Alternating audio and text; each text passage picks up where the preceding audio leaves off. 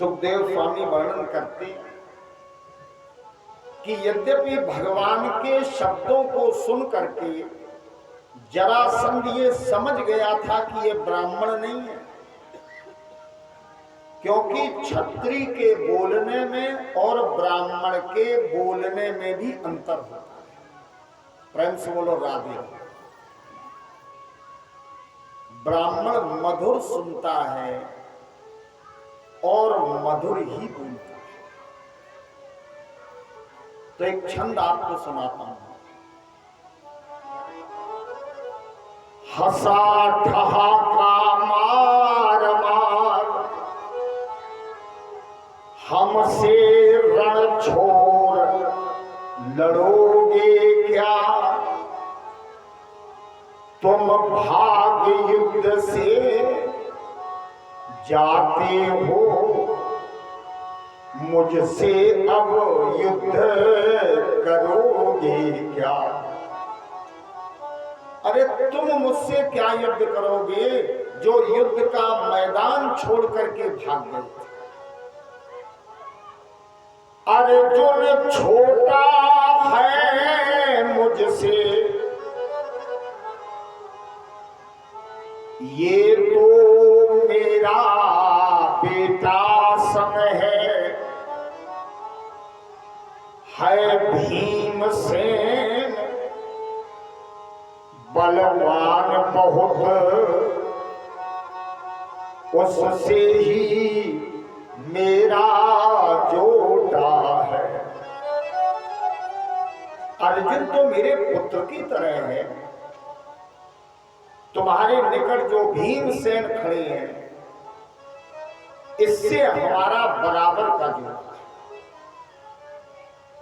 यदि चाहे तो द्वंद्व युद्ध में भीम को दे सकता हूं। कन्हैया बोले तो भीम ही युद्ध करें। अब इसने शस्त्रागार खोला। परीक्षित जी भीमसेन ने एक बड़ी मजबूत सुंदर बहुत वजनदार गदा निकाली और एक गदा ली जरासंध। दोनों नगर के बाहर युद्ध करने लगे और ये 27 दिन तक परीक्षित जी युद्ध। लेकिन भीमसेन जरासंध को जीत न पाए। अब जरासंध ने भगवान की ओर देखा और देखते ही संकेत में कह दिया, कन्हैया हम जरासंध को जीत नहीं पाएंगे। भगवान ने सोचा कि अब भीम मन से हार चुके हैं, हृदय से हार स्वीकार कर रहे हैं, तो अपने शत्रु जरासंध के वध का उपाय भगवान ने सोचा।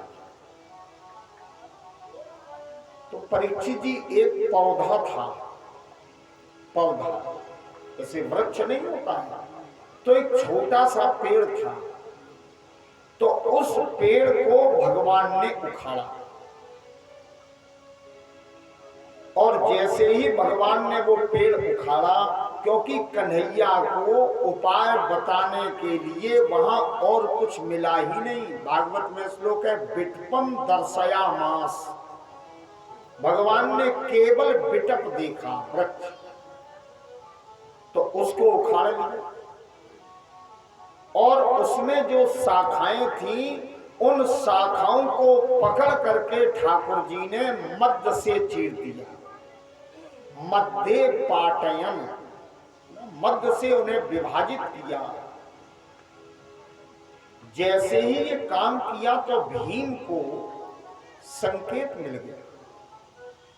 भीम झुके तो जरासंध ने सोचा कि हार तो गया ही है और रिश्तेदार भी है, तो अब मुझे प्रणाम करेगा।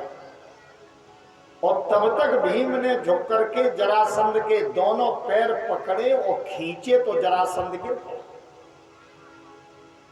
अब भीम ने एक पांव को अपने शरीर के बोझ से दबाया और दूसरा दोनों हाथों से ऊपर उठाया। तो जरासंध मध्य से जब ये चीर दिया गया, सुखदेव जी कहते हैं तो उसका प्राणांत हो गया, क्योंकि बृहदत्त की पत्नी ने, अब इसका देखिए इतिहास सुनिए, बृहदत्त की पत्नी के गर्भ से एक बार 2 टुकड़े प्रकट हुए, जीव उनमें था नहीं। तो बृहदत्त ने विचार किया, इसकी पत्नी ने सोचा कि ये मांस के 2 टुकड़े हैं, तो इसको जंगल में जाकर के एक वृक्ष के नीचे फेंक दिया और ये वापस लौटा। वहां एक जरा नाम की मायावी राक्षसी रहती थी। इस राक्षसी ने, जरा नाम की राक्षसी ने दोनों टुकड़ों को, गर्भ के दोनों खंडों को, टुकड़ों को आपस में जोड़ दिया। तो जरा ने जोड़ा, इसलिए नाम पड़ा जरासंध। संध माने जोड़ना। और जरा नाम की राक्षसी ने यह काम किया और 2 बार इसने अपनी माया का प्रयोग करते हुए बोला जियो जियो, तो इसमें प्राणों का संचार हुआ, ये जीवित हो गया। वही मगध का शासक बना और इसका नाम ही था जरासंध। उस राक्षसी ने वचन दिया कि जहां से तुम जुड़े हो, यहीं से यदि तुम्हें कोई चीर देगा, तुम्हारे शरीर को विभक्त कर देगा, तब तो तुम्हारी मृत्यु होगी, अन्यथा मृत्यु नहीं हो सकती। भगवान को ये उपाय पता चल गया था कि द्वारिका में भगवान का जो परिकर था, मैत्रेय जी, विदुर जी, उद्धव जी, इन्हें ये रहस्य पता था। इन्होंने भगवान को ये रहस्य बताया। यहां एक शंका आपको हो सकती है कि जब भगवान ने युद्ध किया तब ये क्या रहस्य पता नहीं था? तो सीधा उत्तर है कि तब गोविंद जानते हुए भी इसको विस्मरित कर चुके थे, क्योंकि इसकी मृत्यु तो भीम के द्वारा ही भगवान को कराना थी। तो जरासंध का एक पुत्र था जिसका नाम था सहदेव। इसको भगवान ने राजा बनाया, इसका तिलक किया और बंदी गृह में जो राजा बंद थे उनको भी परीक्षित जी भगवान ने मुक्त कराया, बंधन मुक्त कराया। और उसके बाद ये तीनों चले। हस्तिनापुर के जब निकट आए तो तीनों ने अपने शंख की ध्वनि की, विजय ध्वनि की शंख से। तो युधिष्ठिर जी महाराज के कान में जब ये आवाज पड़ी तो महाराज युधिष्ठिर प्रसन्न हो गए और समझ गए कि जरासंध को जीत करके गोविंद भाइयों सहित आ। सुखदेव स्वामी कहते हैं, राजन परीक्षित, अब तो युधिष्ठिर जी ने यज्ञ धर्म की दीक्षा ली। अब आजकल तो यज्ञ ऐसे ही शुरू हो जाता है, जबकि किसी भी यज्ञ को करने के पूर्व यजमान को यज्ञ करने की शिक्षा लेनी पड़ती, उसको दीक्षा कहते हैं। सोने के हल चलाए गए और भूमि का परिशोधन किया गया।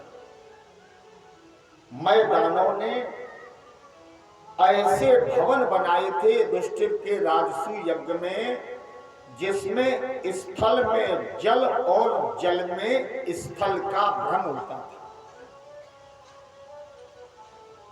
सबसे पहले समस्या उठी कि इस यज्ञ में सबसे पहले पूजा किसकी होनी चाहिए। तो भीम ने प्रस्ताव रखा, नकुल सहदेव सबने अनुमोदन किया। तो अग्र पूजा के लिए भगवान द्वारकाधीश का निर्णय किया गया। आज युधिष्ठिर जी महाराज ने भगवान के सुंदर चरण धोए। परीक्षित जी स्नान भगवान को कराया और सुंदर रेशमी वस्त्र जिस समय युधिष्ठिर जी ने भगवान को पहनाए तो भगवान के नेत्रों में भी अश्रु थे और युधिष्ठिर जी महाराज के नेत्रों में भी प्रेम के आंसू थे। देखिए, जब कठिनाई से कोई भी उपलब्धि होती है तो उसका मूल्य प्राप्त करने वाले की समझ में आता है। सहज में प्राप्त वस्तु का मूल्य भी उतना अधिक प्राप्त करने वाला नहीं मानता। जितना दुर्गम, कठिनाई, समस्याओं से जूझ करके जो वस्तु प्राप्त होती है उसका महत्व प्राप्त करने की दृष्टि में सर्वोपरि। परमात्मा अगर सहज में मिल जाते तो ठाकुर जी का ये अस्तित्व ना होता, ये महत्व ना होता। तो बड़ी कठिनाई से भगवान को ये अवसर मिला। नंगे पांव चले, गौएं चराई, तब आज अग्र पूजा का समय आया और युधिष्ठिर जी महाराज ने भी भाइयों के समेत संकट उठाए हैं। तब शुभ कर्म करने चले तो इनके नेत्र भी सजल थे। भगवान की अग्र पूजा का समय, लेकिन इनकी पूजा का विरोध शिशुपाल ने किया। अपनी पीठ पर खड़ा हुआ, अपने आसन पर खड़ा हुआ और भगवान को इसने अपशब्द बोलने प्रारंभ किया। कहा कि इतने चक्रवर्ती राजाओं के बीच में ग्वाले की पूजा करा के इस राजसू यज्ञ में युधिष्ठिर तुम राजाओं का अपमान कर रहे हो। अरे भाई, इसके न कुल का पता, न इसके वंश का पता, न इसकी जाति का पता, जिसके माता पिता का भी कोई पता नहीं है, उसकी सबसे पहले पूजा करवा के तुम इस यज्ञ में हम सबको अपमानित कर। और इसने एक बात कह दी कि यज्ञ का भाग तुम काग को देना चाहते हो। परीक्षित जी अब तो वहां हथियार निकल आए, भगवान के पक्षधर और शिशुपाल के विरोधी भी युद्ध करने के लिए तैयार। तब भगवान ने सुदर्शन चक्र का आवाहन और शिशुपाल का सिर काटा। भगवान ने इसको मुक्ति प्रदान की। परीक्षित जी ने पूछा कि इस यज्ञ में किस व्यक्ति की जिम्मेदारी में कौन सा काम सौंपा गया। तो कहा, इस विशाल यज्ञ में युधिष्ठिर जी महाराज स्वयं यजमान बने थे, यजमान थे। नकुल और सहदेव सामान एकत्र कर रहे थे। अर्जुन आए हुए राजाओं से, अतिथियों से भेंट कर रहे थे, उनको बड़े प्रेम से, आदर से ले रहे थे। और भीम को बनाया गया रसोइया, क्योंकि ये भोजन ज्यादा करते थे। तो एक नियम है, जो ज्यादा भोजन करता हो उसको काम काज में रसोई घर सौंप दे। तो कम से कम इज्जत के कारण खाएगा नहीं, और नहीं तो भीम अगर भोजन करते तो फिर भोजन बनाने वाला कहां से ढूंढा जाता। प्रेम से बोलो राधे। और दुर्योधन को युधिष्ठिर जी ने अपना कोष सौंप दिया है, खजाना। जो चोरी करने वाला हो उसको मालिक बना दो। तो दुर्योधन को कोषाध्यक्ष बनाया। परम सुंदरी द्रौपदी राज रानियों से मिल रही थी। परीक्षित जी जानना चाहते हैं कि 3 लोग के ठाकुर द्वारकाधीश क्या कर रहे थे। सुखदेव स्वामी कहते हैं कि जो अतिथि युधिष्ठिर के राजसू यज्ञ में सम्मिलित हो रहे थे, 3 लोग के ठाकुर उनके चरण अपने हाथ से धो रहे थे। देखिए, बड़प्पन उसी में है जो संसार में कर्म कोई न करे उसको बड़प्पन कर लेता है। भगवान का कुछ घट नहीं रहा, क्योंकि अतिथि देवो भव। जो भी अतिथि आते थे उनके चरणों का प्रक्षालन भगवान स्वयं कर रहे थे। युधिष्ठिर जी महाराज का यज्ञ जब चलने लगा तो एक दिन की बात की दुर्योधन और दुशासन अहंकार में आया और ये सेवकों को डांटते हुए एक कमरे से दूसरे कमरे में, एक कोट से दूसरे कोट में प्रवेश कर रहा था। जहां इसने देखा कि स्थल है, इसको स्थल दिखाई पड़ा, वहां जल था, और जहां जल था वहां इसको स्थल दिखाई पड़ा।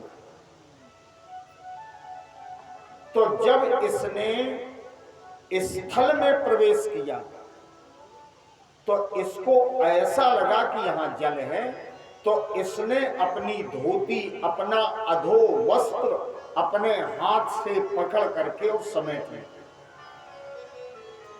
क्योंकि इसको लग रहा था कि यहां जल है, लेकिन था स्थल। और जब ये जल के निकट पहुंचा तो इसको लगा कि ये स्थल है।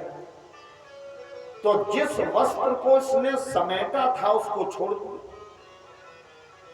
स्थल समझ के, और जैसे ही नीचे गया वस्त्र तो इसका अधो वस्त्र भींग गया। परीक्षित जी जैसे ही भींगा तो भीम को हंसी आ गई। व्यास जी ने भागवत के श्लोक में वर्णन किया,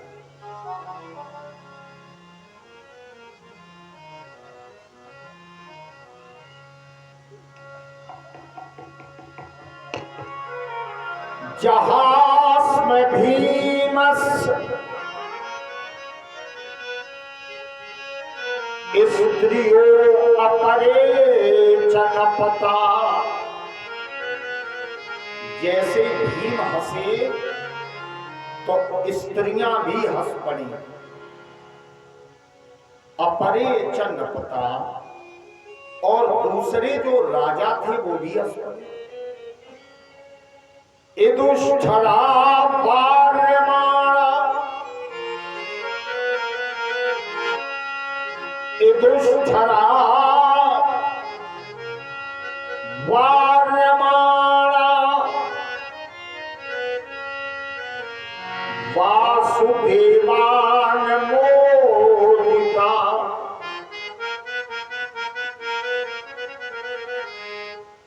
वासुदेवान मोदिता। यद्यपि युधिष्ठिर ने मना किया कि उपहास अच्छा नहीं होता, कथा से एक शिक्षा लें, हमें किसी का किसी भी परिस्थिति में उपहास नहीं करना चाहिए। समझना है? युधिष्ठिर जी ने मना तो बहुत किया, लेकिन भगवान बोले इतना बड़ा यज्ञ है, इतने लोग एकत्र हैं, क्या हंसने पर भी कोई बंधन लगाओ? तो कन्हैया ने अनुमोदन कर दिया, अरे महाराज हंसने दो, और काम काज में तो जब हंसी मस्खरी होती है तो अच्छा भी लगता, हंसने दो। तो सब हंस पड़े, और वहीं से दुर्योधन खींच गया। इसने अपने को अपमानित महसूस किया। अपरिमित राजलक्ष्मी और द्रौपदी के सौंदर्य को देख करके इसका चित्त विकारों से युक्त हो गया, और इसके भीतर विद्वेष का बीज यही उत्पन्न हो गया। लेकिन युधिष्ठिर का वो राजसूय यज्ञ पूर्ण भगवान ने करा। भगवती गंगा की पावन पुलिन पर बैठकर सुखदेव जी महाराज ने परीक्षित जी महाराज को ये पावन प्रसंग, ये पवित्र कथा सुनी। इसके बाद भागवत में और भी कई कथाएं हैं। ऐसा नहीं कि भागवत समाप्त तो कभी हो ही नहीं सकती। प्रेम से बोलो राधे। और मैं चाहता भी नहीं। मनो की पावन धरा पर बैठे हुए इस भक्त जनमानस के मध्य भागवत हमेशा चलती रहे, जब तक श्वासें हैं, कभी खत्म ना हो, मैं ऐसी कामना करता हूं। मेरी ये इच्छा है। इसके बाद एक सुंदर प्रसंग आता है कि भगवान जब अपनी मां देवकी के पास गए तो मैया देवकी ने भगवान के ऐश्वर्य की चर्चा की। कन्हैया बोले, मैया तुम्हारे लिए हम ईश्वर नहीं, केवल तुम्हारे पुत्र हैं। तो देवकी कहती है कि अगर तुम पुत्र हो तो मेरी एक इच्छा है बेटा, वो पूर्ण कर। भगवान बोले, कौन सी? तो मैया कहती है कि मेरे पुत्र जो भोजराज कंस ने मार दिए हैं, उन्हें मैं पुनः देखना चाहती हूं। सुखदेव जी कहते हैं कि भगवान ने जब मां की ये आज्ञा सुनी तो इस पर कोई विचार नहीं किया, और भगवान सीधे सुतल लोक गए। राजा बलि ने देखा कि ठाकुर जी आए हैं, तो विधिवत बड़े प्रेम के साथ राजा बलि ने भगवान के चरणों की आज पूजा की। प्रेम से बोलो राधा। बार बार वो ठाकुर जी के चरण राजा बलि अपने हृदय पर रख रहा है। आप कथा में भाव में डूबिए। एक समय वो था जब भगवान ने अपना चरण राजा बलि के सिर पर रखा, लेकिन बलि तो भगवान के चरणों को हृदय में भी धारण करना चाहता, तो बार बार बलि हृदय में विधिवत पूजा की। तब भगवान आज्ञा देते हैं कि मेरी मां के जो 6 पुत्र भोजराज कंस ने मार दिए, मेरी मां उन्हें देखना चाहती है। तो सुतल लोक से भगवान इन 6 पुत्रों को वापस लाए जो मृतक थे, मरे हुए थे। और ज्यों ही देवकी की गोद में भगवान ने एक एक करके बेटे को दिया और मैया देवकी अपना स्तन पिलाती है, दूध पिलाती है, तो दूध पीते ही वो देवता बन करके देवलोक को चले जाते हैं। मैया ने अपनी गोद में लेकर उन 6 पुत्रों को दुग्ध पान कराया और वे 6 पुत्र जब देवता बन करके देवलोक चले गए तो मैया देवकी बड़े आश्चर्य में पूछती कि कन्हैया ये कौन सी लीला है, ये क्या आश्चर्य है। लेकिन भगवान बड़ा से बड़ा काम करने के बाद भी ये कहते नहीं है कि ये मैंने किया।